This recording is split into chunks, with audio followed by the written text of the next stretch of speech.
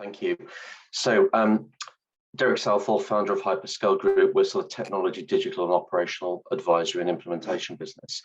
I'm going to do two things today. The one of which is talk about the role of the aggregators and what's actually happening in legal tech M&A. And the second thing, I'm going to move on to some just sort of key trends that we're seeing from clients in the market. So I have one slide, which I'm going to share now, which hopefully everyone can see. Now, basically, the origins of this slide are that basically there was so much going on in the marketplace. We were talking to clients who just thought we just got to start mapping this to understand the big picture. So most of this has happened relatively recently. But as an aside, if anyone wants a copy of this slide, let me know. There's a mailing list, so we send out updated things. So just drop me a line. So some key points from this slide. I mean, headline terms, there are around 10 aggregators. Not every piece of M&A is on here. There are smaller pieces of M&A going on, but this is where people have done typically above 5 deals. A few key points to note really about what it means for us. You'll note along the bottom, there's effectively ownership, and there's a lot of private equity ownership. I used to be a private equity lawyer, and I think in big picture terms, what this could mean, the typical behavior of private equity houses are they invest to grow and get a return. So they will want to expand our customer base. They will want to expand revenue from existing customers. They may want to streamline operations. And another thing to bear in mind, they're always looking for an exit. So we're seeing 10 aggregators here. We may see in 6 months' time, 6 aggregators because the 6 have bought 4. So a lot happening in that space. But the second trend to notice, I think a lot of people have been critical of some of the smaller legal tech suppliers about investment in R&D and quality of support. Actually, this could be really good. We've actually got some sort of professionalization of some smaller businesses that are innovative. So there's a nice combination. You should see some benefits there. One client said to me, will this mean cost reductions because of economies of scale? I think that's a nice notion. I suspect the reality of it is there's going to be a lot of investment in combining these products. We're going to talk about sort of the cost increase dynamics shortly, but basically, I suspect that you're going to see less choice and probably some prices going up, and we're certainly seeing that from some clients already. I think there's a big piece around capability. So when you look at what capabilities a law firm would need, if you said, I want capabilities relating to comparing documents, doing all sorts of smart stuff with documents, you could look and go, well, hang on, Litera both own now Workshare and DocScore. You could then say, oh, capabilities about forms. Well, you look at Advanced, who pretty much own the main form suppliers in the market now. CRM, you look at what Intap have done. I think they've done 3 CRM acquisitions. So I think there's an interesting point emerging really about is all the capability getting into smaller places, and are we going to see the competition? I think there's another interesting point which could be a positive in that some players, so let's just pick out, say, Access Group and Advanced. They operate in legal, but they also operate in other markets, and they've also got other products which could be suitable for legal in other markets. So I think it's going to be a really interesting point about how they bring these products into the mix, what the combined integrated offering looks like. Integrations should be better, and that is certainly some dialogue which we've heard from some suppliers. Everybody who's run disparate systems or best of breed systems will know the challenges about integrating them and keeping your data strategy together. There are some big promises being made by some of these suppliers, and it'd be interesting to see if they deliver on them. I think one bit we have got to be mindful of, and that's these business owners are there to make money. And if you've got 3 versions of something and a move to cloud, would you really want to sort of do that with all of them, or are you going to end up with one system and end of life some others? And I think we are going to see some of that, I suspect.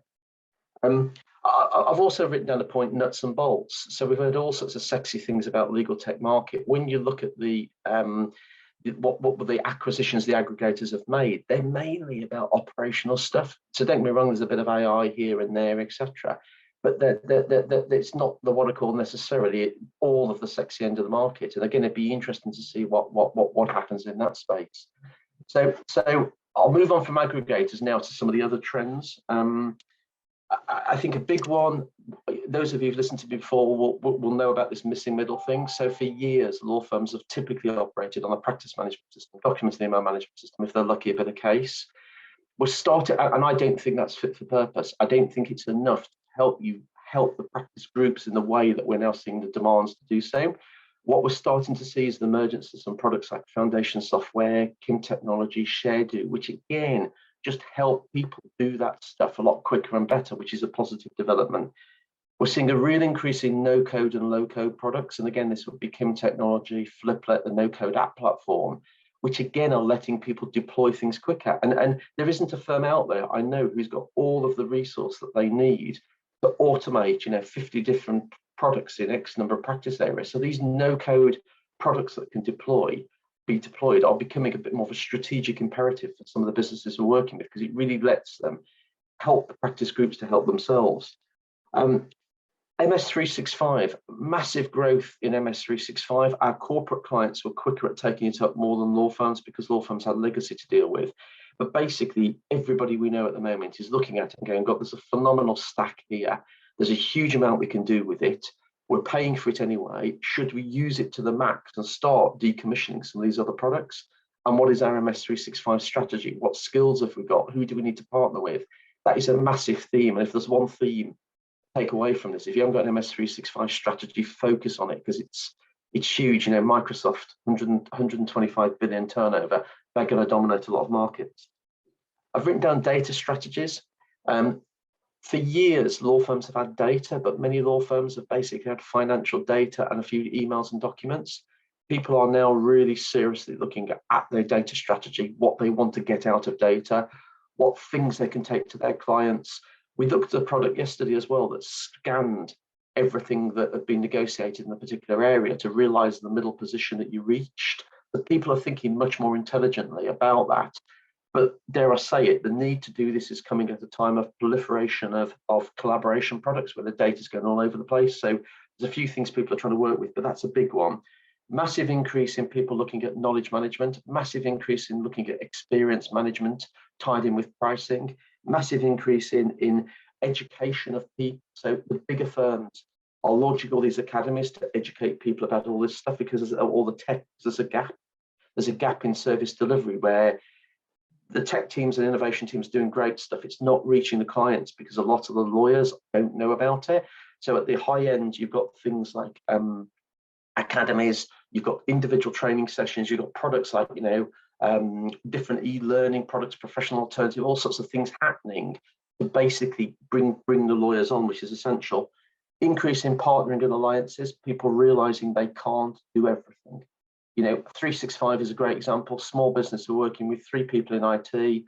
They basically, with best of intentions, made a bad job of putting 365 in place, quite a few security gaps, and they've just now realized that the world is just getting very complex. You can't be an expert on everything. And also the job of an IT director is to make the right things happen. It's not to do things. So people really now beginning to get relationships, IT directors as a service, innovation as a service around them, and are focusing much more on the orchestration of things. Cost increases, I alluded to this earlier. We are seeing some material cost increases coming through year on year now from some of these suppliers. One client we talked to the other day, 230% price increase on one product over a 4-month period. And basically the problem is, in the world of property, you sign a lease for 20 years, rent reviews, break clauses. The world of cloud computing, you don't quite know what you're going to be charged next year, the year after. And yes, you can get out, but that's not an overnight thing. So I think vendor management, cost management strategies are really appearing high up. And again, there's lots of tactics to deal with that. One basic one people are looking at is let's use 365 more. Let's minimize the number of vendors and minimize the number of products we've got. Final thing is we're starting to see, this is specific, a big increase in cross-organizational working and data exchange, particularly in areas like real estate. It's been overdue. People have talked about it for years, but you're now really starting to see some people do it, say, why are we re-entering this data? Why aren't we looking cross-organizational at processes? They're fascinating. So if I were to summarize some real changes in the vendor market, that is a moving feast. We're going to see some positives and negatives come out of that. People really looking at their structures, really looking at how they can better help their lawyers, educate their lawyers, and do the things to actually drive improvement in the practice groups, and a big focus on cost management and 365. That's me, Richard. Oh.